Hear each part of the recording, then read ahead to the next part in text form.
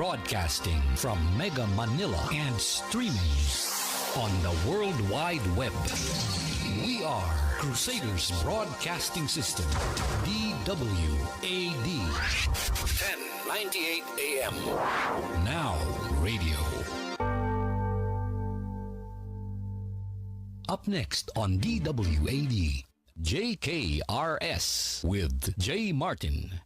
Ito, pasok muna tayo dito sa napakagandang balita. PNP Calabarzon tumanggap ng mga bagong sasakyan at ICT equipments. Ayan, pinangunahan ni Police Brigadier General Paul Kenneth Lucas, ang naturang Regional Director ng Police Regional Office o Regional Calabarzon, ang isinagawang turnover ceremony ng Mobility Assets at Information and Communication Technology o ICT equipments para ho sa lahat ng tanggapan ng panlalawigan at stasyon ng pulisya sa Calabarzon na ginanap sa Campo Vicente Lim sa Calamba City, Laguna nitong Huwebes. May kabuuang 19 na Honda Dirt Bikes, 26 na Toyota Hilux 4x4 personal carriers, 17 Toyota Innova units,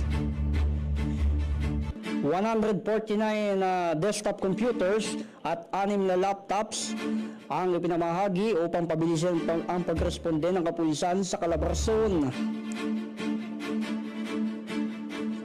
Ayon kay Police Brigadier General Paul Kenneth Lucas, malaking tulong umano ang natanggap na kagamitan para mas lalong mapabilis at mapalakas ang koordinasyon ng bawat pulis. Bilang bahagi umano ng focus agenda ni Police General Jose Melencio Nartates na nakatuon sa mas mahusay na pamamahala ng human, materials at financial resources sa layong mapalakas ang serbisyo ng bawat kapulisan sa rehiyon. Alam niyo, tama ho itong ipinamigay. Malaking tulong sa kapulisan. Unang-una ho, minsan kulang na kulang yung mga mobile patrol, lalo na sa gabi.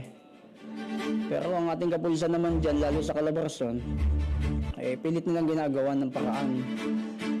Ay ngayon po, malaking tulong yan na nagkaroon na ng karagdagang police mobile, mga sasakyan, bikes at laptops para palakasin ho yung koordinasyon sa ating taong bayan.